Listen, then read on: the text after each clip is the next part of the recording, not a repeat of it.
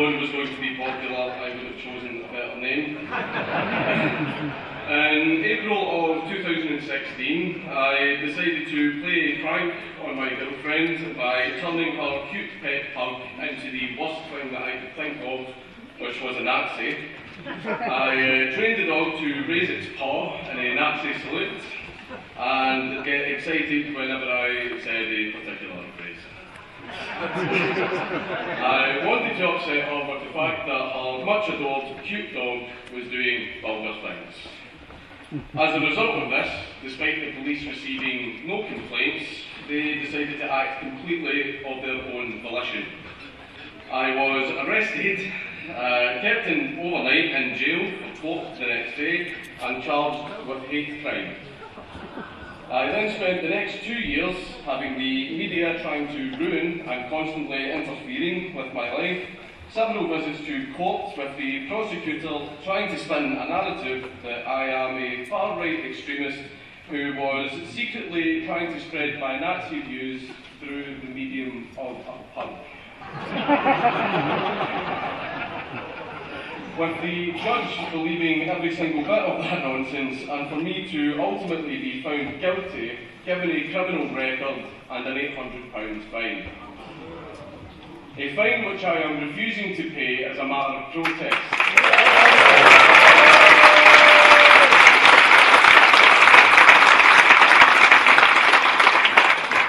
And this was all because I made what was clearly a joke.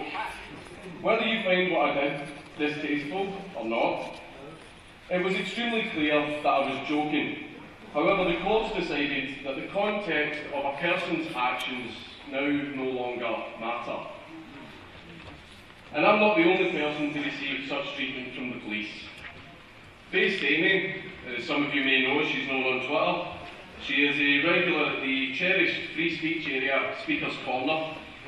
She had the police threateningly thumping on her door, demanding that she open it, and being an elderly woman, she was terrified and so refused to open it, until she could fully establish that it was in fact the police.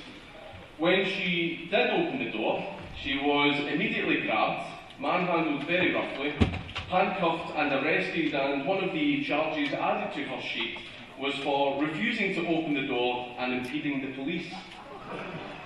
Even though the police themselves advise everyone, especially elderly women like Amy, to never open the door of your home if you have no idea who it is.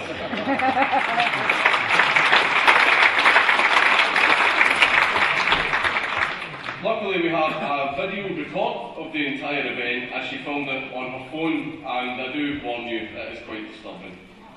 Her original charge, the reason that the police were there in the first place, was because she said, "Have a gay day" to someone in a car park.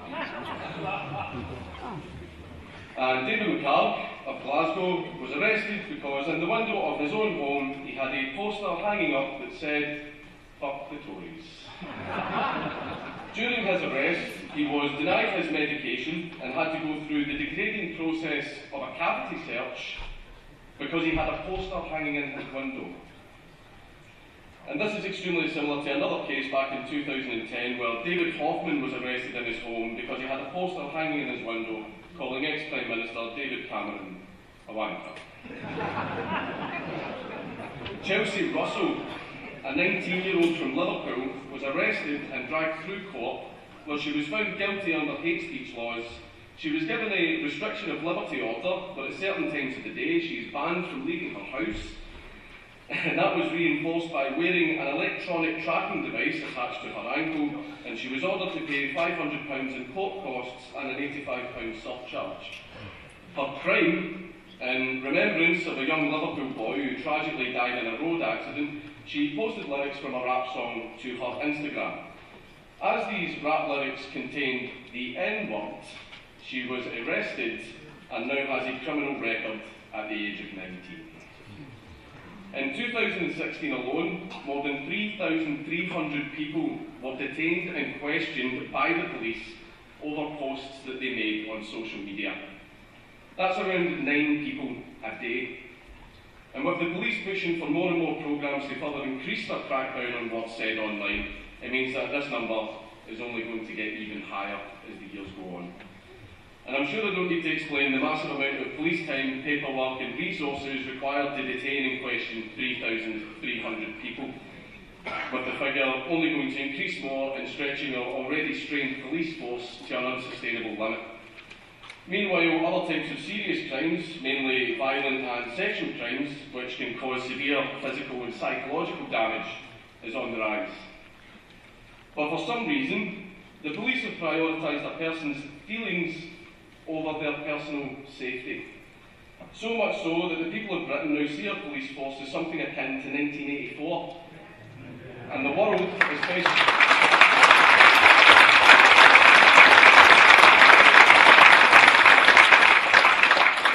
And the rest of the world, especially our brothers across the pond, see them as a joke. The police are supposed to be seen as our protectors. They are supposed to be public servants who are here to protect and uphold the rights of UK citizens. Instead, we see them violating the rights of UK citizens, namely the right to freedom of speech.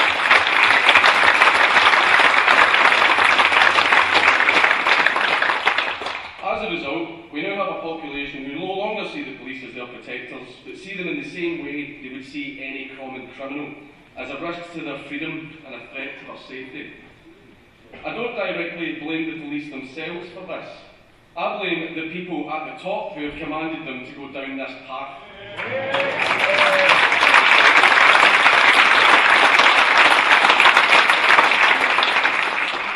I've spoken to retired and currently serving police officers who have told me that they feel the once noble image of their profession is slowly being eroded away through no fault of their own. And they are powerless to do anything about it, as if they refuse to go down the path they are being pushed down, they would very quickly find themselves unemployed. Most children who dreamed of becoming police officers when they grew up probably thought they would be catching bad guys, gangsters and real criminals, all to the applause and admiration of the public. They instead have found themselves arresting people over tweets and have been subject to hatred and ridicule from a public that no longer believes in them.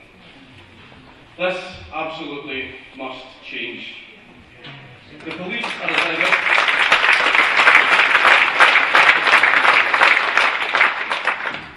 are a direct representation of the state and of the laws of this country. If they end up hated and vilified by the public, then the public will in turn feel the exact same way about the state itself. And this is something that's already started to happen on a massive scale. People are losing faith in their own country. I want to see a police force that is praised and loved by the public, not one that is seen as merely enforcers of authoritarianism. The overall state of freedom of speech in the UK is extremely poor and is getting worse day by day. Constantly I see MPs pushing forward more and more legislation to control what people can and cannot say, not on the basis of it inciting violence. I have an understanding as to why people would want to make such speech illegal, but on the basis that it might hurt someone's feelings. One of the most recent cases of this, put forward by Labour MP Lucy Powell, doesn't even go down the path of something said publicly, either in the real world or online, but she wants to police things that are said in private conversations. She wants to table legislation that would punish people for things that they said in private online conversations, ones that are actually closed to the public. Most people roll their eyes whenever you reference 1984, but it's very hard not to make that connection when you've got a politician advocating for monitoring private conversations. This is surveillance on an entirely new level. And with these MPs pushing forward such legislation, they have the support of an entirely new kind of left wing. I was quite far left when I was growing up. I knew someone was going to bring that up. And one of the last things that we would ever have allowed is for the state or corporations to have control over us. But for some reason, this new modern left is cheering such things on because they very naively think that such restrictions on speech and increased surveillance won't one day be used on them.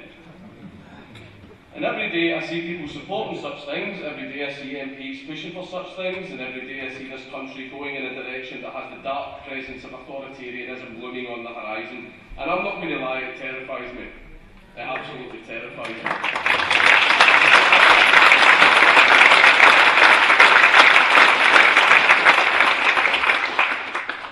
I'm scared of what kind of world our grandchildren or great-grandchildren are going to be growing up in. How many generations will it take for the citizens of this country to live their entire lives without even having any concept of what freedom is, because throughout their entire lives they never experienced it at all? I believe there is a way to stop this. A codified British Constitution created to protect the rights and freedoms of the citizens of the United Kingdom, with individual liberty and the protection of human rights being its primary goal.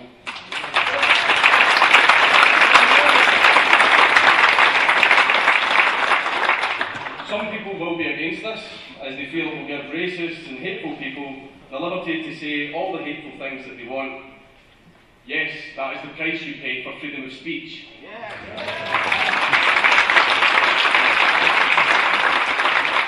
You will get to say what you like, but you also have to put up with other people saying things that you don't like.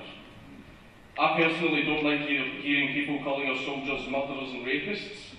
I don't like hearing people saying racist things with meaning. And I seriously don't like hearing pro-paedophilia advocates trying to justify why sex with children should be illegal. Right?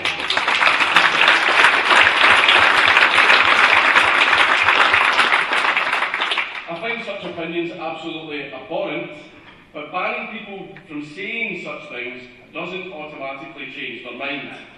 It just makes them, they will still believe these opinions, they just now can't voice them. And that builds nothing but resentment, and resentment can lead to violence. This means that their opinions eventually go completely underground, become completely unseen, and some of these opinions can be dangerous. Even more so if these opinions can't be challenged. And you can't challenge an opinion that you can't see. The only way to change someone's mind is to directly challenge them yourself with reasoned argument. This is the most moral way to prevent harmful ideologies from taking root within our society, and it doesn't require us to sacrifice any of our freedoms. Some people seem to be quite happy, though, to sacrifice their freedoms and let the state deal with opinions that they disagree with, either because they personally lack the ability to challenge these opinions, or they are simply too lazy. A free and fair society requires maintenance, it requires work and effort. So if you want a free and fair society, then that means getting up off your arse and putting the work in yourself instead of getting the state to do it for you.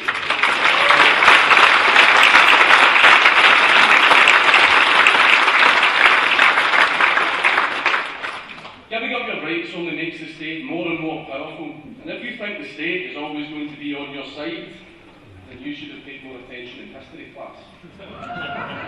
Thanks very much.